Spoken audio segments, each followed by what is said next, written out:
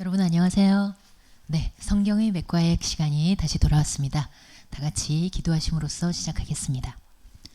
우리를 구속하시기 위하여 십자가의 길을 걸어가신 주님 감사합니다. 우리는 정말 각자에게 지어주신 자기의 십자가를 지고 주님 뒤따라가는 신실한 제자로 거듭나게 하여 주시옵소서. 예수님 이름으로 기도드렸사옵나이다. 아멘. 네. 자, 오늘은 여러분들 워크북 91쪽 아래에다가 뭘 붙여주시냐면 워크북 145쪽에 있는 이 그림을, 이 표를 오려서 이어 붙여서 이렇게 붙여주시기 바랍니다. 이렇게 붙여주시면 돼요. 이 작업을 다 하신 다음에 다시 재생을 해주시기 바랍니다. 동영상을 잠깐 멈추시고 오늘은 예수님의 공생의 마지막 일주일부터 공부를 하도록 하겠습니다. 자, 다 하신 걸로 믿고 첫 번째 사건, 마지막 일주일, 이제 정말 순환기로 접어들어서 마지막 일주일 어떻게 보내셨는가 집중적으로 공부를 해볼 텐데요. 제일 먼저 일어난 사건이 영광의 예루살렘 입성입니다. 예, 사건에다가 그렇게 적어주세요. 영광의 예루살렘 입성. 바로 유대 벳바게라는 곳에서 이 퍼레이드가 시작이 되었죠. 그런데 예수님이 예루살렘에 이렇게 들어가실 때 말을 타지 않고 당나귀, 그것도 새끼 당나귀를 타고 그렇게 들어가셨죠.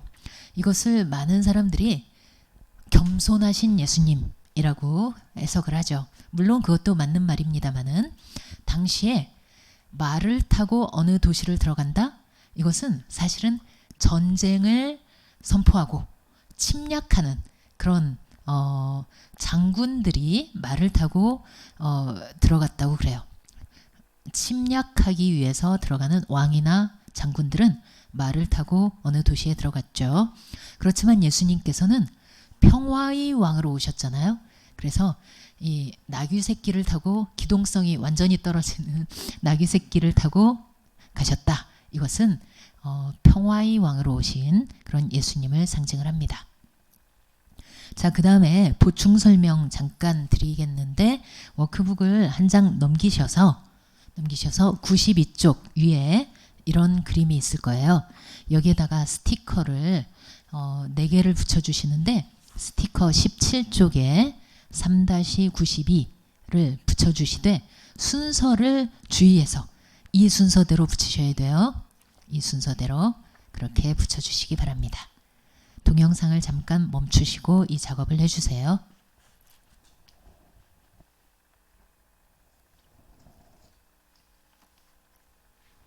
네, 이것은 예루살렘 입성의 여정입니다. 예수님께서 이제 많은 군중들을 이끌고 나귀 새끼를 타고 그 예루살렘을 향해서 가시는 길, 그 길을 무슨 일이 있었는지 그리고 지리는 어떻게 되는지 한번 살펴보도록 하겠습니다. 자, 성경 지도를 볼 때 가장 먼저 찾아야 되는 게 물이라고 했어요. 물 중에서도 지중해라고 했지만 여기에는 지중해가 없으니까 사해를 먼저 찾아보겠습니다. 그리고 사해에 흘러들어오는 강이 있었죠. 그 강 이름이 요단강이에요. 요단강. 자, 이 요단강을 건너서 예수님께서 이렇게 들어오셨는데 요단강을 건너자마자 첫 번째 만나는 곳이 있었어요. 첫 번째 만나는 곳 바로 여리고죠. 이건 예전에 구약시대 때 가나안 정복을 할 때도 마찬가지였어요. 여호수아 장군이 요단강을 건너서, 그때는 요단강이 멈추었죠. 그래서 요단강을 건너서 처음 만난 성, 물론 이제 뭐 길갈도 있고 하긴 했지만 처음 무너뜨린 성이 여리고 성이었죠. 그렇게 기억을 하시면 이 위치가 더 잘 기억이 나실 거예요. 여기에서 여리고의 세리장으로 있던 누굴 만나요? 삭개오를 만나십니다. 그래서 여리고라고 적으시고 삭개오 괄호하고 이렇게 적으세요. 그리고 삭개오 그림 이렇게 붙여주시고, 이 네모 빈칸과 동그라미 지점과 조금 떨어져 있어서 혼돈이 되실 수 있으니까 이렇게 줄로 연결을 해주세요. 선으로 연결을 해주세요. 이렇게 해서 예수님께서 요단강 건너서 이제 이렇게 여리고에서 삭개오를 만나시고 삭개오네 집에 가셨다가 한참 가셔서 뭐가 나오느냐? 베다니가 나옵니다. 베다니. 베다니는 왜 유명하죠? 베다니 삼남매 집이 있기 때문이에요. 삼남매 나사로와 마리아와 마르다네 집. 예. 이 집에서 예수님께서 자주 묵으셨죠. 예루살렘에 가실 때는 거의 이 집에 묵으신 걸로 그렇게 아시면 됩니다. 베다니 삼남매 집. 그 다음에 조금 이렇게 내려가다 보니까 어느 지역이 나오느냐? 벳바게라는 곳이 나옵니다. 벳바게. 벳바게에서 바로 퍼레이드가 출발을 한 거예요. 이 당나귀 새끼를 타고 사람들이 막 이렇게 종려나무 가지를 들면서 예수님을 엄청 환영을 했죠. 정치적인 메시아일 거라고 생각을 하고 환영을 했어요. 그 다음에 이렇게 올라가니까 여기에 뭐가 있어요? 드디어 예루살렘이 나타납니다. 이곳은 성전이 있는 곳이죠. 그래서 예수님께서 성전을 향해 가신 거예요. 다시 네 군데 이 지역을 순서대로 읽어보겠습니다. 맨 처음에 여리고, 베다니, 벳바게, 예루살렘. 이런 지형이에요. 그 다음 다시 표로 돌아와서 다시 앞 페이지에 표로 돌아와서 월요일에는 2차 성전 정화를 하십니다. 조금 전에 그 퍼레이드가 최종적으로 향했던 목적지가 어디였어요? 예루살렘 성전이었죠. 성전으로 들어오셔서 2차 성전 정화를 하시는데 1차 성전 정화는 언제 하셨죠? 준비기 때, 공생의 초기 때 하셨어요. 그런데 이렇게 성전에 완전히 들어오시기 전에 예루살렘 성전 그 전경을 바라보시면서 예루살렘이 이렇게 눈에 들어오자 예수님께서 우세요.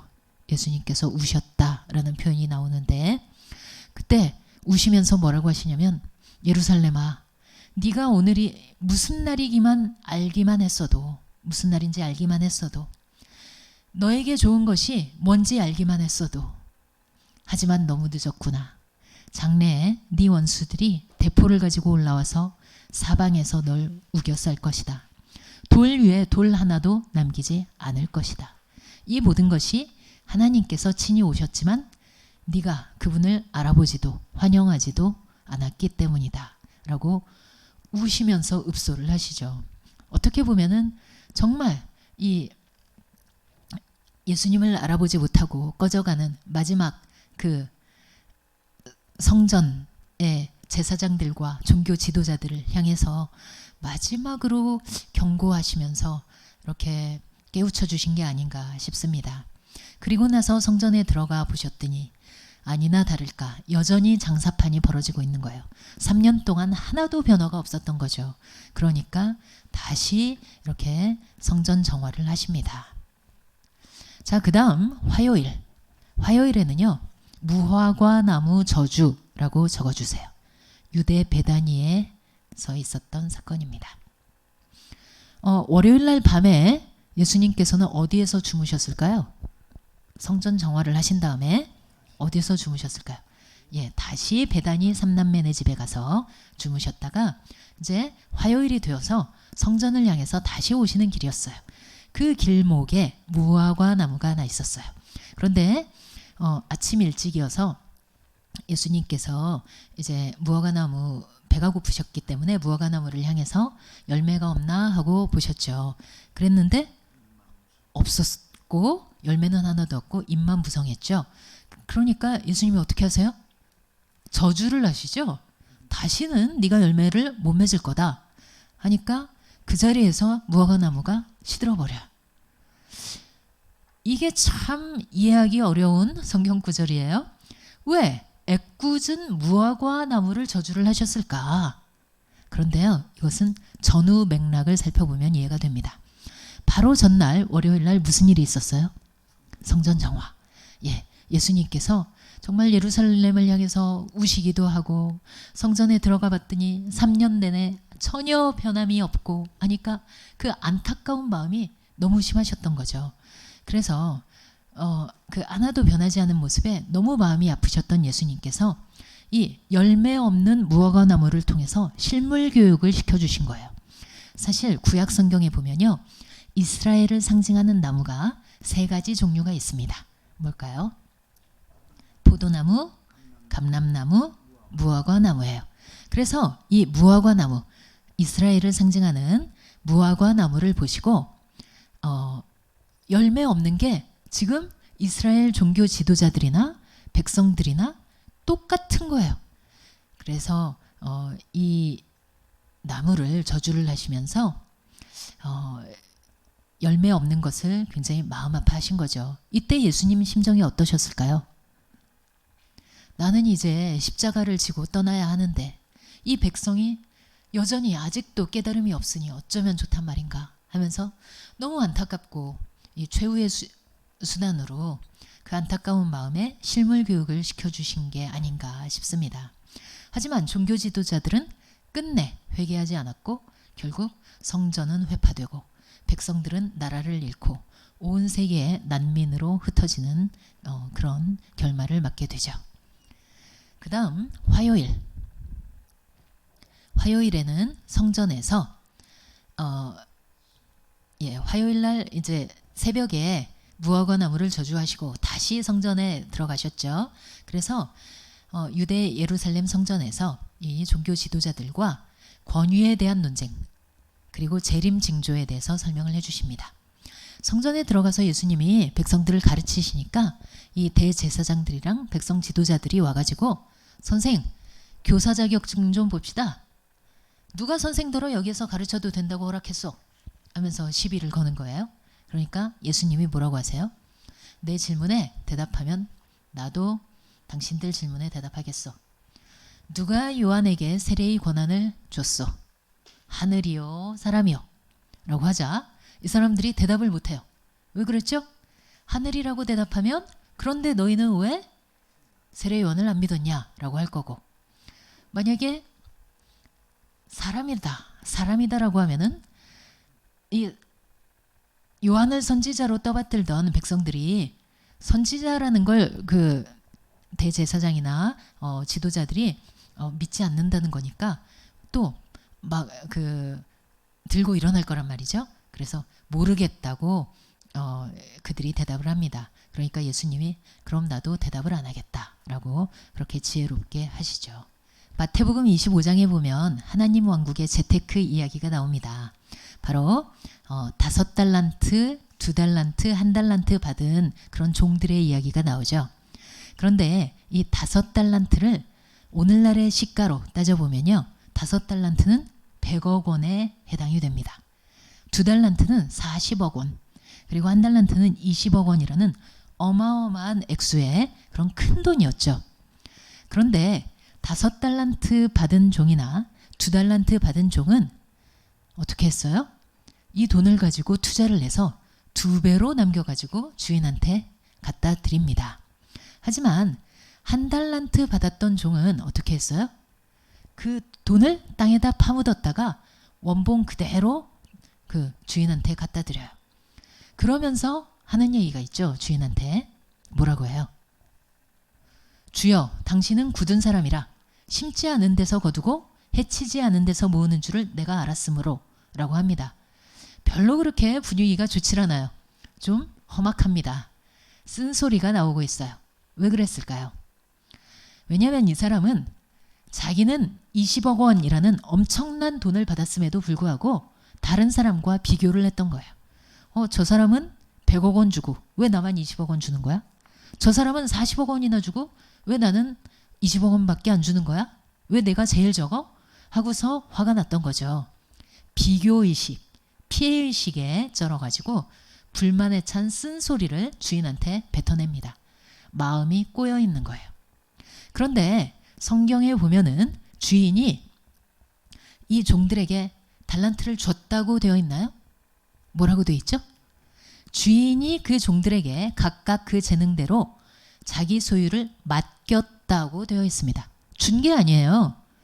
이건 네 소유야 하고 양도한 게 아니라 잠깐 맡아둬라 라고 이제 네 맘대로 이 돈을 가지고 투자도 하고 돈을 벌어봐라 라고 맡긴 거예요. 그런데 이 사람은 또 어떻게 생각했냐? 세 번째 종은 이걸 자기 것으로 생각을 한 거죠.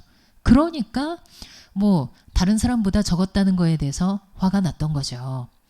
그래서 적극적으로 사업도 안 하고 나태하게 방치해두고 어차피 자기 게 아니라면 얼마이든 그게 무슨 상관이 있겠어요? 오히려 많은 돈을 맡았을 때 더 부담스럽고 책임감이 더 많이 느껴지면서 힘들었을 텐데 말이죠. 그래서 사실 하나님께서 우리한테 주신 달란트를 우리가 그 달란트가 재능이건 시간이건 돈이건 물질이건 관계건 아니면 우리가 누리는 환경이건 그 무엇이건 우리에게 맡겨주신 그런 달란트를 내 것으로 생각할 때 우린 교만해지기도 하고 열등감을 갖기도 합니다. 비교하는 거죠. 교만과 열등감은 동전의 양면이라고 그러죠. 왜 그럴까요? 똑같은 잣대로 평가하기 때문이에요. 예를 들어서 내가 공부를 못했다는 열등감이 있다 하면은 그 잣대로 볼 때 나보다 공부 잘하는 사람을 보면 열등감이 들어요. 하지만 나보다 더 공부 못한 사람이 있잖아요. 그 사람을 보면 교만해져요. 같은 잣대로 보는 거죠.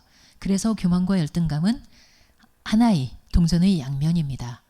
그래서 우리한테 맡겨주신 달란트를 그렇게 내 거라고 생각을 할 때 교만하거나 열등감을 갖기가 쉽죠. 그리고 불만을 갖고 하나님을 원망하기도 해요. 우리는 그것을 가지고 하나님께 영광을 돌리고 이웃에게 사람을 돕는데 섬기는데 사용을 해야 돼요. 그런데 달란트의 정확한 용법을 알지 못해서 이런 문제가 생기는 거죠. 자, 다시 표로 돌아와서 수요일 날 무슨 일이 벌어지냐면 유다가 주를 팝니다. 유다가 누구한테 예수님을 팔았죠? 로마 정부한테 팔았나요? 아니에요. 유대인 지도자 대제사장에게 팔았습니다. 대제사장들한테 가가지고 제가 그분을 나리들 손에 넘겨드리면 얼마 주시겠소? 라고 협상을 한 거예요. 낙찰가는 은화 30개. 오늘날의 시세로 400만 원 정도 됩니다. 뭐 적은 돈은 아니지만 당시에 노예 한 사람의 몸값이었다고 그래요. 그런데 사실 이게 창조주가 노예 한 사람의 몸값에 팔렸다는 게 너무 말이 안 되는 얘기죠. 네, 수요일 날 이런 일이 있었고 목요일 날 최후의 만찬. 예, 이제 6월절 저녁 만찬을 예수님께서 12제자를 데리고 마가이 다락방, 예루살렘에 있는 마가이 다락방에서 하십니다. 그런데 떡을 나눠주시면서 뭐라고 하세요? 이것은 너희를 위하여 찢겨진 내 몸이다. 이것을 행하여 나를 기억해다오. 성경에는 나를 기념하라 라고 돼 있지만 나를 기억해줘 라는 그런 말씀이셨어요. 그 다음에 포도주 잔을 주시면서 뭐라고 하셨어요? 이 잔은 너희와 새로 맺는 새 계약의 내 피다. 이 잔을 마실 때마다 날 기억해줘 라고 하셨어요. 이제 불과 몇 시간 후면은 예수님께서는 십자가에 달려서 돌아가실 거예요. 세상을 떠나신단 말이죠. 여러분이 얼마 안 있다가 불과 몇 시간 후에 죽을 걸 알아요. 세상을 떠날 걸 알 때 자녀들에게 무슨 말을 해주고 싶으세요? 자녀들과 지금 마지막 식사를 한다 하면은 어떤 심정일까요? 제가 예전에는 예수님의 이런 심정을 몰랐어요. 그런데 제가 사실은 2년 전에 암 진단을 받고 수술을 받았었어요. 그때 지금은 물론 이렇게 건강하게 회복이 되었지만 당시에는 딱 진단을 받았을 때 이러다 나 죽는 건가? 라는 생각이 들면서 정말 이 죽음의 그 문턱까지, 정신적으로는 죽음의 문턱까지 갔다 온 것 같아요. 그래서 죽음에 대해서 깊이 묵상을 해봤는데 그때 그런 생각이 들더라고요. 나는 이렇게 떠나지만 내가 몸은 세상을 떠나지만 내가 사랑하는 사람들 마음속에 내가 계속 남았으면 좋겠다라는 그런 생각이 들더라고요. 그걸 체험하고 나서 제가 이 장면을 읽어보니까 예수님 마음이 너무 이해가 되는 거예요. 이제 정말 몇 시간 후면은 세상을 떠나셔야 되는 걸 예수님은 다 알고 계셨죠? 사랑하는 제자들과 하는 마지막 식사예요. 그때 예수님께서 떡과 포도주, 자기 그 몸을, 피를 상징하는 그 떡과 포도주를 주시면서 그런 말씀을 하시잖아요. 앞으로 너희가 떡을 먹을 때마다, 포도주를 마실 때마다 내가 이렇게 너희를 위해서 몸 바쳐 사랑했다는 걸 꼭 기억해 줘. 날 잊지 말아줘. 라는 그런 심정이셨던 거죠. 영양학자들이 You are what you eat. You are what you eat 이라는 그런 말을 많이 해요. 그게 뭐냐? 당신이 먹은 것이 바로 당신이다. 그렇잖아요. 우리가 먹은 빵이나 밥이나 이런 것들이 내 몸이 되잖아요. 그렇다는 뜻인데 이것이 예수님의 그 살과 피를 상징하는 떡과 포도주를 우리가 먹고 마심으로써 내 몸이 되길 원하신다는 거.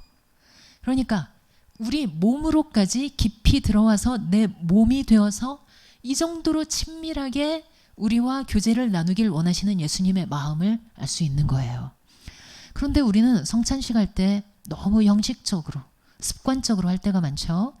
그럴 때 예수님의 마음이 얼마나 찢어지시겠습니까? 앞으로 성찬식 할 때마다 이 최후의 만찬을 꼭 기억하시기 바랍니다.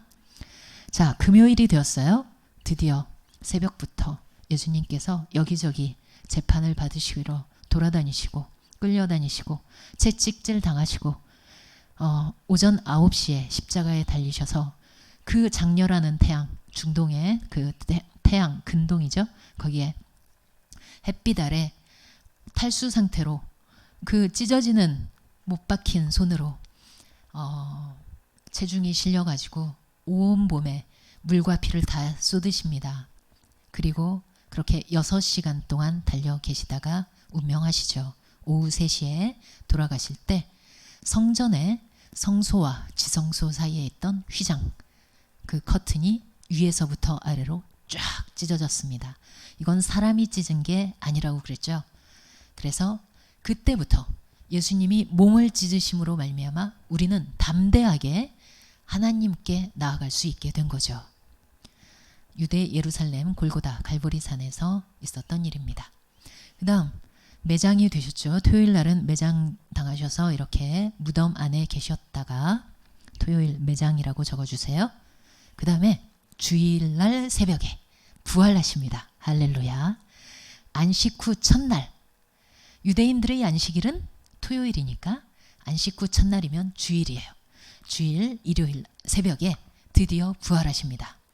자, 우리가 구약에서 절기를 배울 때 그 유월절 후 첫 안식일 다음 날이 뭐라고 했어요?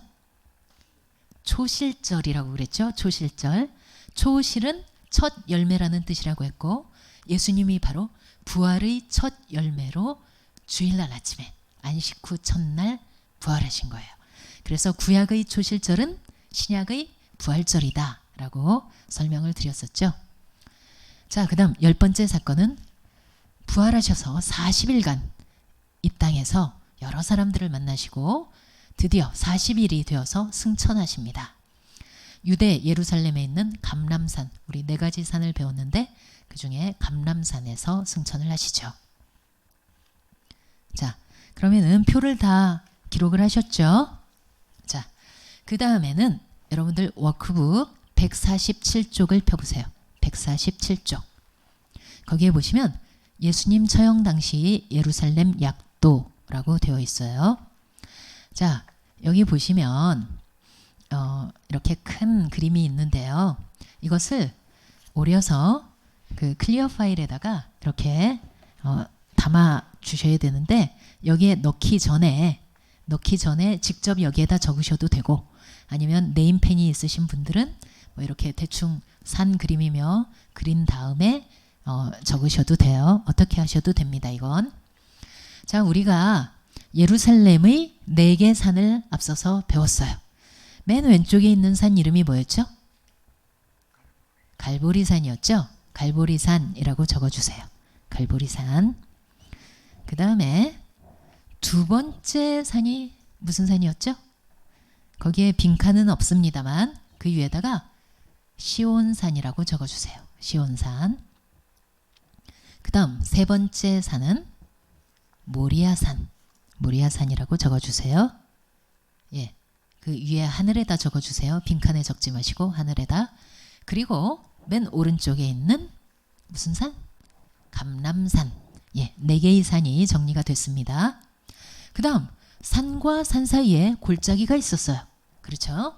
갈보리산과 시온산 사이에 있는 골짜기가 흰놈 골짜기라고 적어주세요. 빈칸에다가 적어주세요. 그리고 그 중앙에 있는 골짜기가 중앙골짜기라고 했는데 그건 성경에 안 나오니까 넘어가고 오른쪽에 있는 골짜기가 무슨 골짜기였죠? 예, 기드론 골짜기예요. 적어주세요. 흰놈 골짜기와 기드론 골짜기라고 적어주시기 바랍니다. 여기가 흰놈 골짜기, 여기가 기드론 골짜기입니다. 자, 그 다음에 감람산에 동산 하나가 있었다고 그랬어요. 예수님이 기도하셨던 곳 뭐죠? 겟세마네 동산이라고 빈칸에 적어주세요. 여기 막 올리브나무 많이 있는 데 있죠? 거기에다가 겟세마네 동산이라고 적어주세요. 그 다음에 예수님이 예루살렘에 가실 때마다 묵으셨던 집이 있었어요. 친하게 지내셨던 집. 예, 3남매네 집인데 그 집이 어디에 있었다고 했죠? 베다니. 베다니라고 적어주세요. 여기 베다니. 베다니라고 적어주세요. 그 다음에 모리아산에는 뭐가 있었다고 했죠? 모리아산. 성전이 있었죠? 성전이라고 적어주세요. 성전. 그런데 예수님 당시에 무슨 절기 때마다 성전에 사람들이 엄청 많이 몰리니까 로마 정부가 굉장히 긴장했어요. 폭동, 밀란이 일어날까 봐. 그래서 이 사람들이 성전 바로 뒤에다가 뭘 세웠는 줄 아세요? 안토니아 망대를 세웠습니다. 망대. 망대라는 게 이렇게 그 경비 보초 서는데 이렇게 막 무슨 일 일어나나 보는 곳이잖아요. 안토니아 망대를 여기에다 세웠습니다. 그래서 무슨 일이 있다 하면은 바로 로마 군대가 성전으로 이 밀란을 진압하러 오려고 바로 옆에다 세웠습니다. 그 다음에 여기 성문이 있죠. 이 아래에 성문이라고 적어주세요. 성문. 성문. 성문은 사실 여기 이렇게 성곽, 성벽에 여러 개가 있었어요. 그 중에 뭐 하나만 샘플로 성문이라고 적어주세요. 그 다음에 시온산엔 뭐가 있었다고 그랬죠? 시온산은 다윗의 다윗 궁이 있었으니까 예수님 당시에는 헤롯 궁이 있었다고 그랬죠. 헤롯 궁이라고 적어주세요. 그런데 신구약 중간기 때 그 독립군의 수장으로 오염된 성전을 탈환했던 그런 장군이 있었어요. 그랬다가 나중에 왕이 되었던 누구였죠? 유다 마카비. 예, 그래서 마카비도 바로 시온산에다가 자기 궁궐을 지었습니다. 마카비 궁이라고 적어주세요. 마카비 궁전. 그래서 시온산에는 헤롯 궁과 마카비 궁 2개가 있었습니다. 그리고 이 궁전 옆에 백성의 종교 지도자, 정치 지도자들도 살았지만 종교 지도자인 대제사장들이 살기도 했어요. 대제사장 관저가 그 아래에 있었습니다. 여기는 괄호 열고 사내들인 공회라고 적어주세요. 왜냐하면 사내들인 공회의 의장이 대제사장이고 그 의회를 어디에서 얻었냐면 자기 집 뜰에서 열었기 때문에 사내들인 공회가 열린 곳입니다. 자, 그 다음에 마지막으로 이 아래에 조그마한 다락방이 하나 있죠? 이게 바로 마가이 다락방입니다. 마가이 다락방. 예.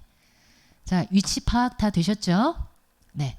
그 다음에 워크북 149쪽 그 다음 쪽을 보시면 그 다음 장을 보시면 예수님 처형 당시 주요 인물들의 거처가 나와요.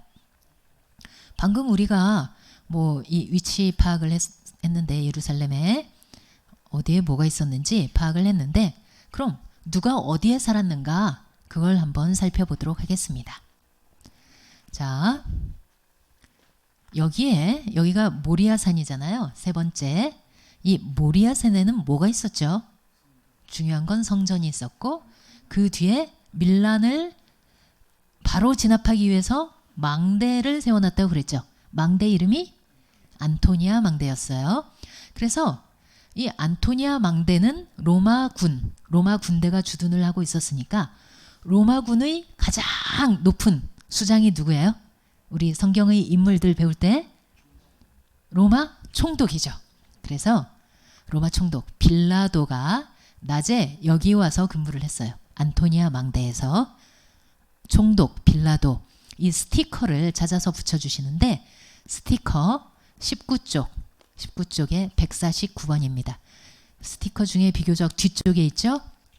좀 뒤쪽에 19쪽에 있는 149번에 총독 빌라도의 얼굴을 여기 안토니아 망대 옆에다 붙여주세요.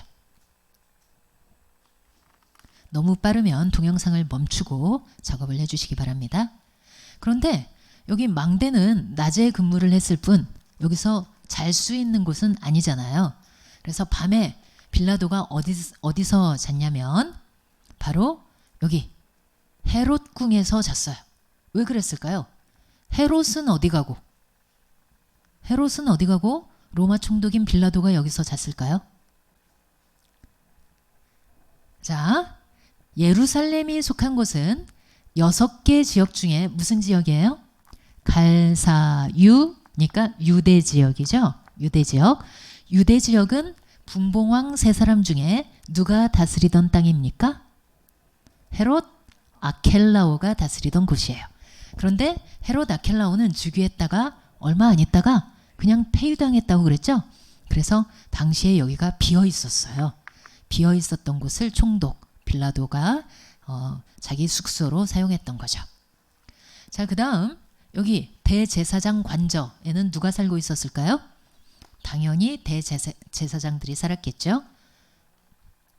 바로 가야바와 안나스, 장인과 사위인데 실제로는 가야바가 대제사장이었지만 로마 정부에 의해서 폐위당하고 안나스, 사위인 안나스가 명목상의 대제사장이어서 당시 2명의 대제사장이 있었다고 했죠. 자, 그 다음 여기는 어디였죠? 여기 마카비궁이죠. 마카비궁에는 누가 당시에 와 있었을까요? 바로 헤롯 안디바가 와 있었습니다. 헤롯 안디바는 갈사유 중에 갈릴리와 사마리아를 다스리던 그런 분봉왕인데 왜 이때 유대에 와 있었을까요?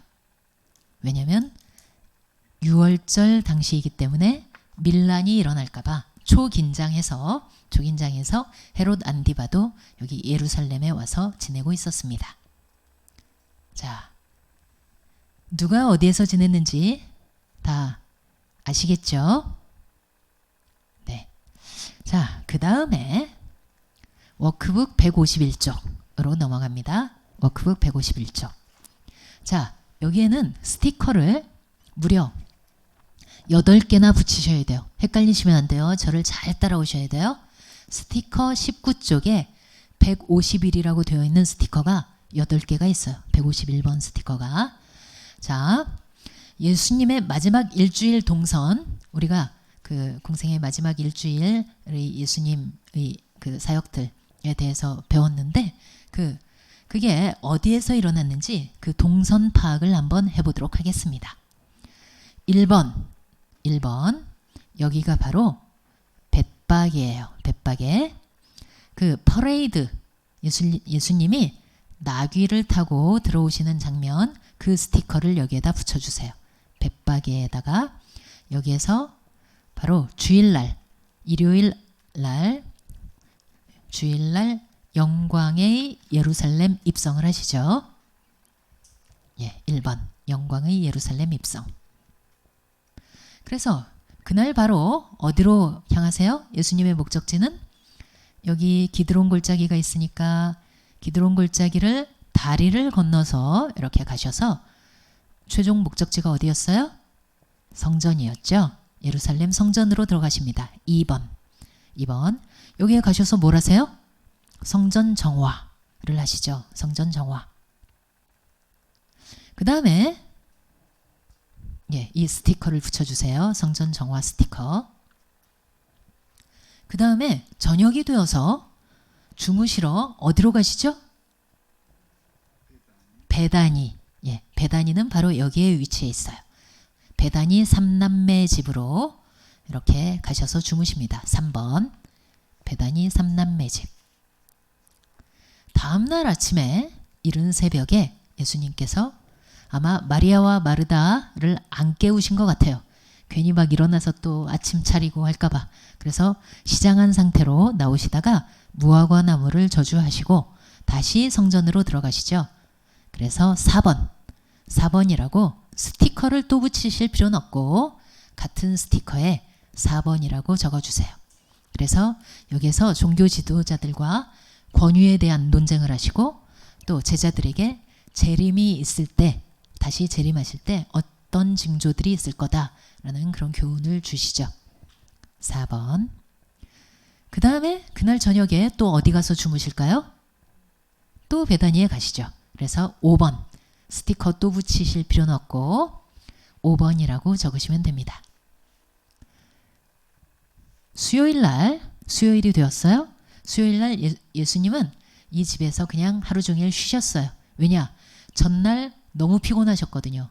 이 막 논쟁하느라고 너무 피곤하셔서 하루 쉬셨고 대신 가룟 유다는 엄청 바빴어요. 수요일날 뭘 했죠? 대제사장들한테 가서 예수님을 팔았죠. 그 다음에 목요일이 되었어요. 예수님께서 목요일날 저녁에 어디로 가십니까? 마가의 다락방으로 가세요. 이 스티커, 최후의 만찬 스티커를 붙여주세요. 그리고 6번이라고 적어주세요. 마가의 다락방에서 목요일 저녁에 최후의 만찬을 하십니다. 그래서 세족식까지 다 하신 다음에 어디로 가시죠? 철야를 하시러 겟세마네 동산. 어디였어요? 바로 여기죠. 여기에다가 겟세마네 동산 철야 기도 장면을 기도하시는 장면을 붙여주세요. 7번이라고 적어주세요. 7번.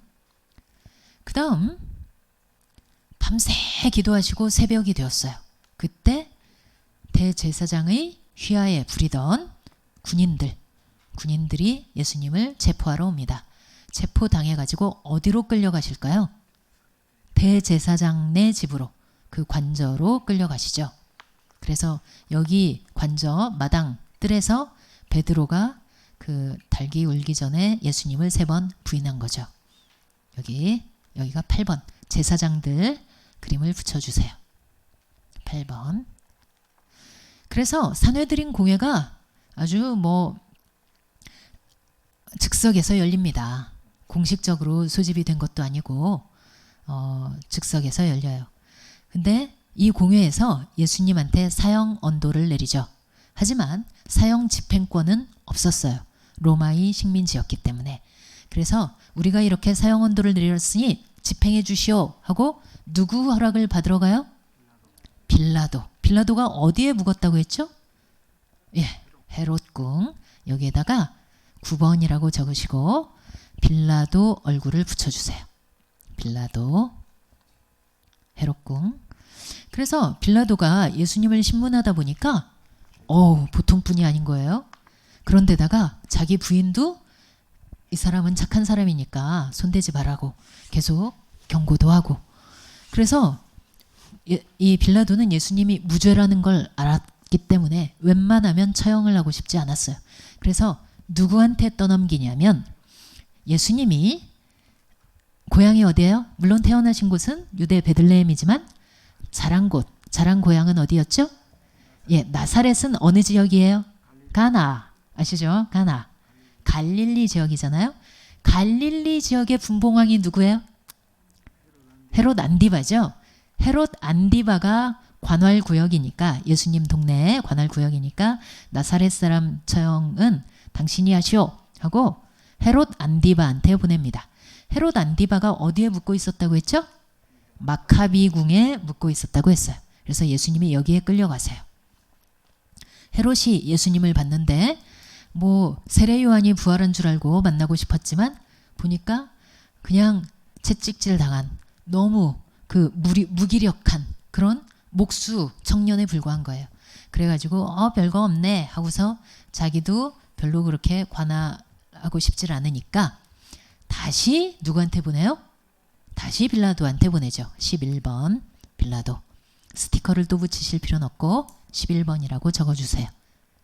그래서 빌라도는 웬만하면 예수님을 사형하고 싶지 않았지만 그러면은 당신이 가이사를 모반하는 거예요. 백성들이 막 이렇게 정치적으로 몰아가니까 어쩔 수 없이 자기 지위를 잃을까봐 예수님한테 사형 언도를 내립니다. 그래서 예수님께서 이제 끌려가시죠.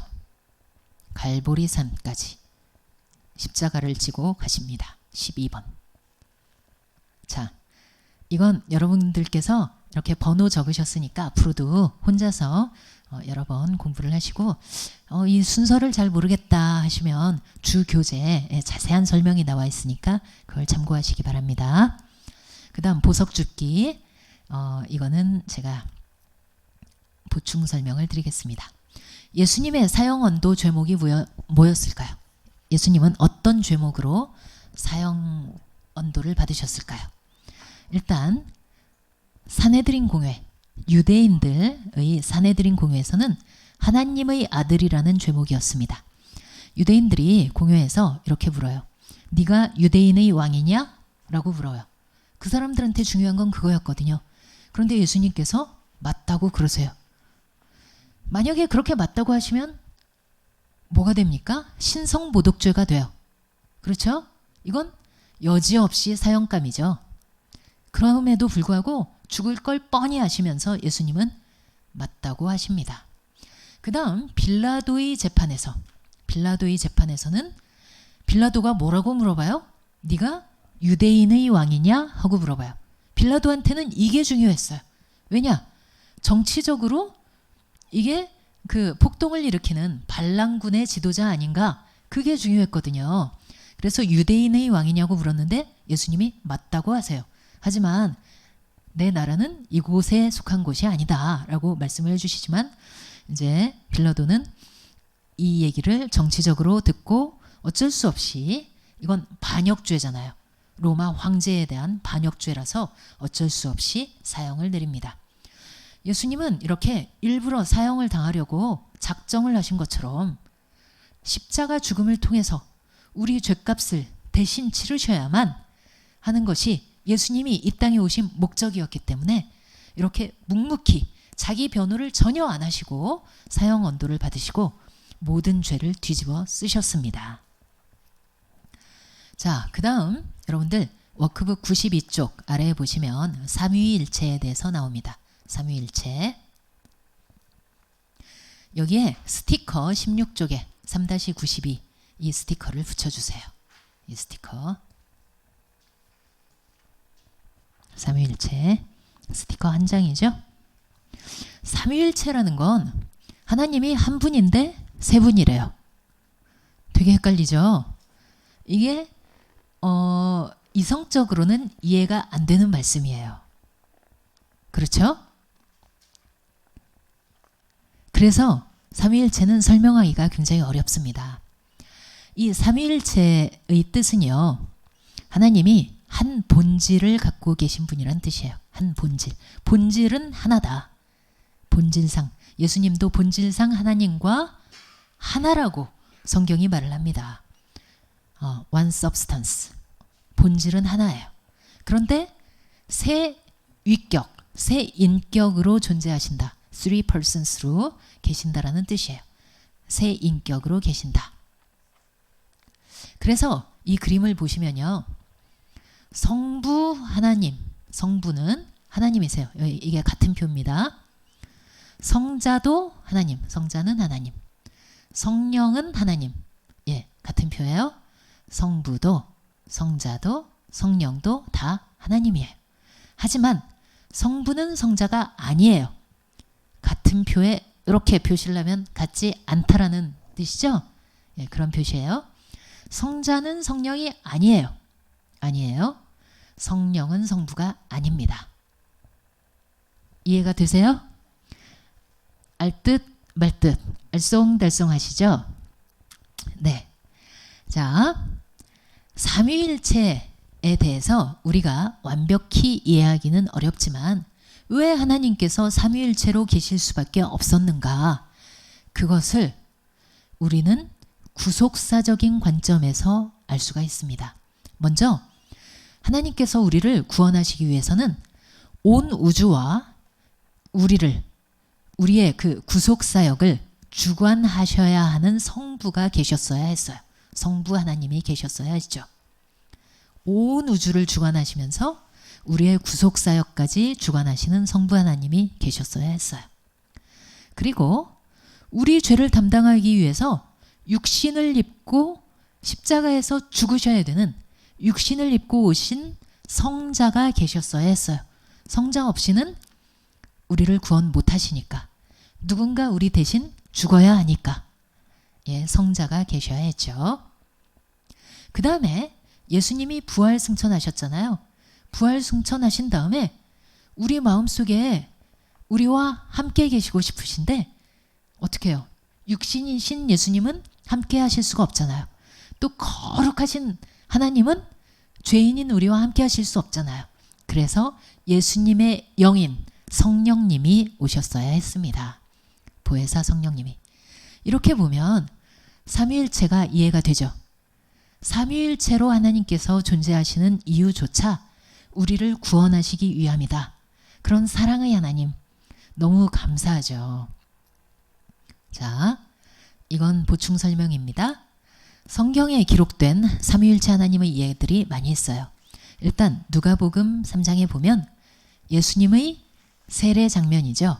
그때 성자 예수님은 세례를 받으시고 하늘에서 성부 아버지 하나님의 음성이 들려오죠. 이는 내 사랑하는 자요 사랑하는 아들이요 기뻐하는 자다 라고 음성이 들려오죠. 그 다음 하늘에서 성령께서 비둘기같이 임하십니다. 성자 성부 성령이 한꺼번에 나타나는 그런 성경 구절이죠. 그런가 하면 마태복음 28장에서 예수님께서 승천하시기 전에 제자들에게 대사명을 주십니다. 그때 뭐라고 말씀하세요? 너희는 가서 아버지와 아들과 성령의 이름으로 세례를 주고 라고 말씀을 하세요. 여기에도 삼위일체 하나님이 나옵니다. 그런가 하면 고린도후서 13장에 우리 목사님들이 축도하실 때 흔히 쓰시는 그런 인용하시는 성경 구절인데 주 예수 그리스도의 은혜와 하나님의 사랑과 성령의 교통하심이 이렇게 해서 성자, 성부, 성령이 나오죠. 예, 이렇게 삼위일체는 어떤 신학자가 만들어낸 사상이 아니라 성경에 분명히 기록이 된 그러한 하나님의 위격입니다. 자, 그 다음 워크북 93쪽 위를 보시면 하나님의 이름이라고 되어 있어요.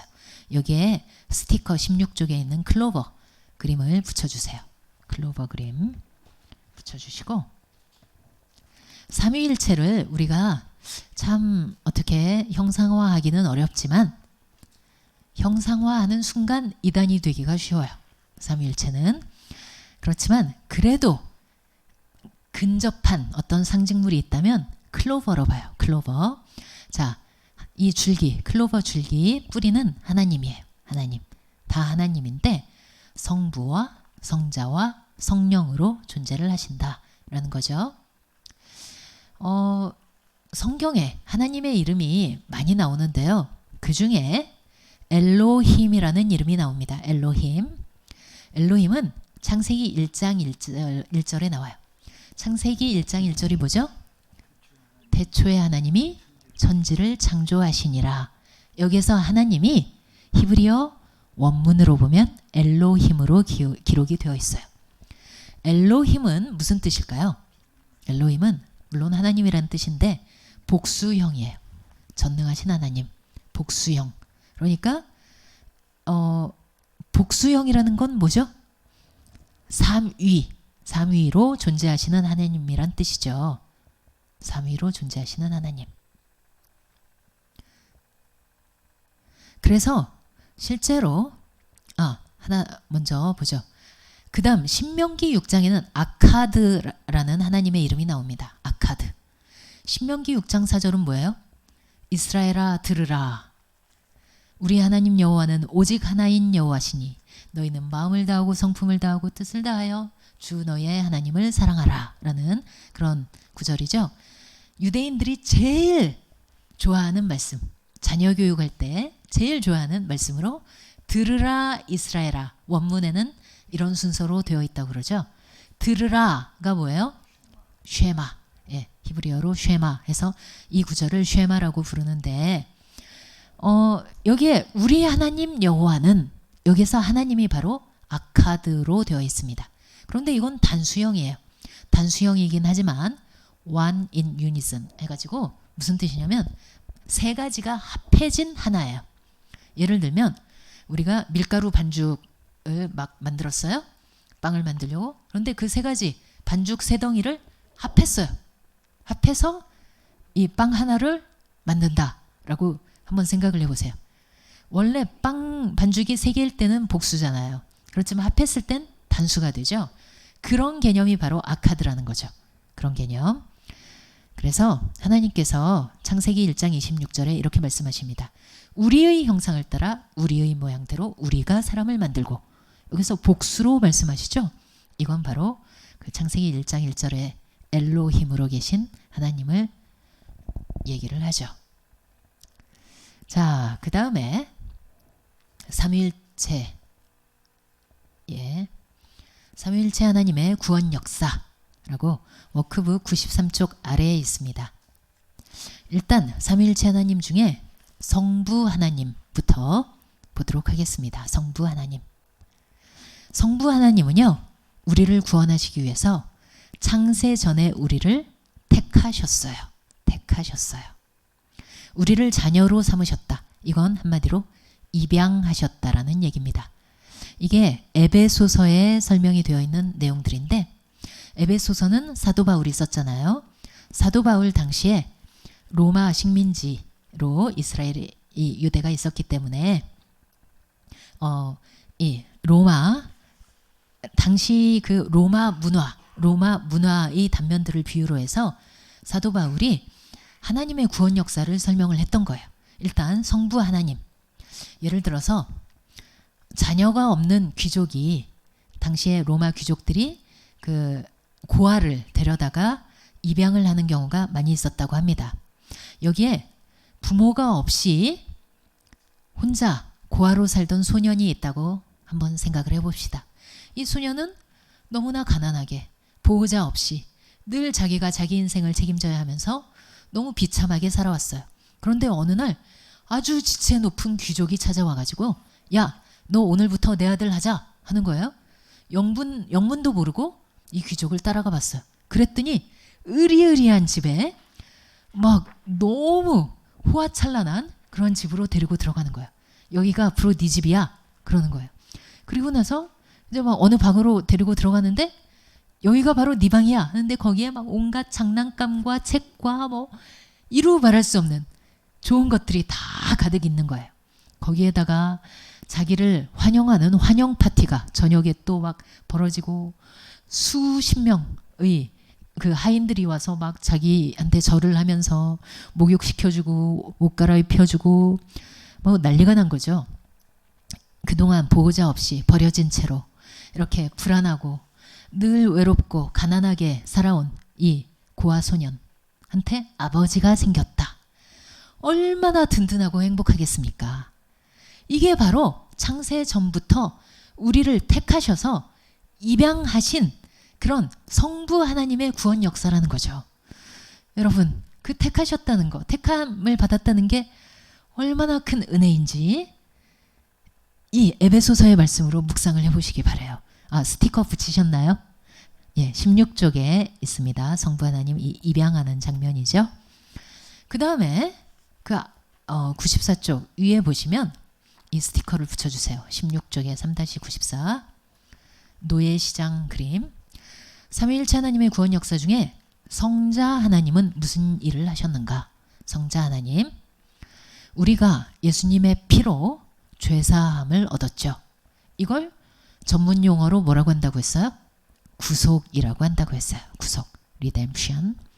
역시 에베소서에서 사도 바울은 이렇게 설명합니다. 당시에 로마 인구의 3분의 1이 노예였다고 그래요. 그러니까 노예 시장도 굉장히 활성화되어 있었고 뭐 수시로 노예를 사고 팔고 했었죠. 우리 또 상상을 해봅시다. 여기에 어떤 노예가 있어요. 그런데 어느 날 아침 주인이 자기를 팔겠다고 노예 시장으로 데려갑니다.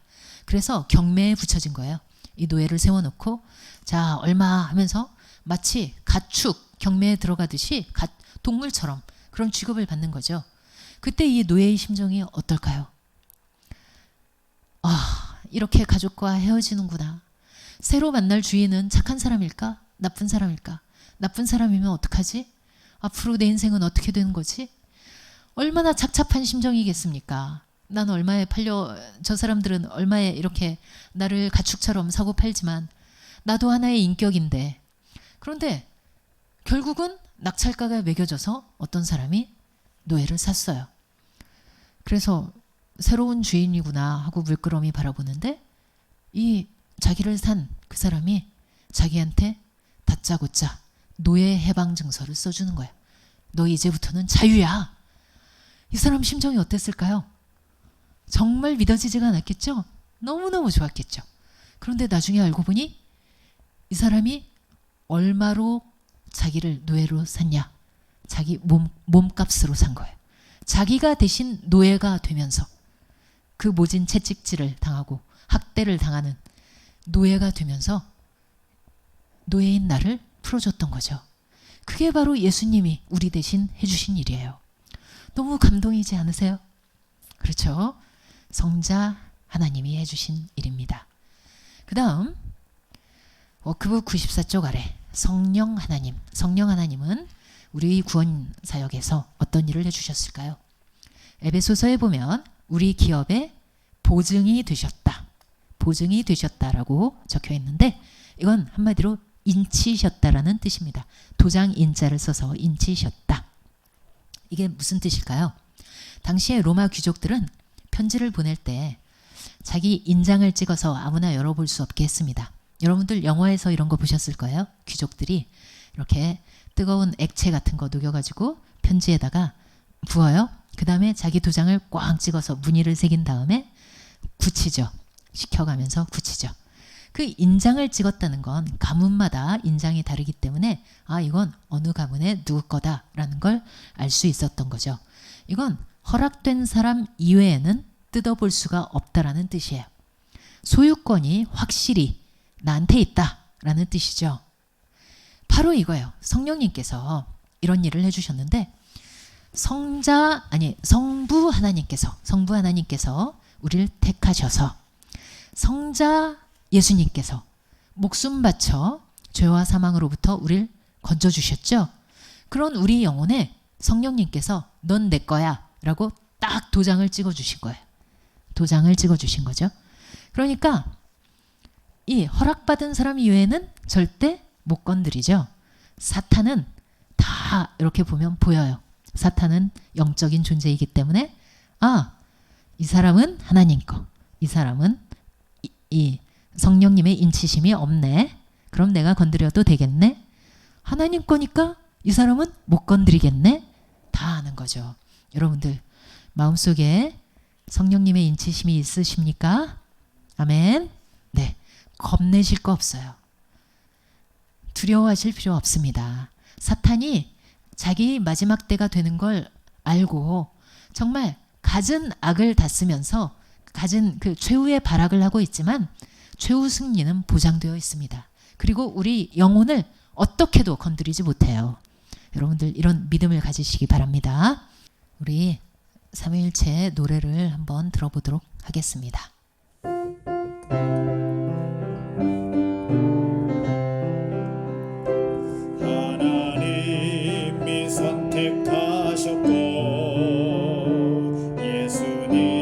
하나님이 구속하셨고 성령님이 인치셨으니 삼위일체 하나님 자녀 하나님이 선택하셨고 예수님이 구속하셨고 성령님이 인치셨으니 삼위일체 하나님 자녀. 자, 오늘 공부는 이걸로 마치도록 하겠습니다. 다 같이 기도하심으로써 공부를 마치겠습니다.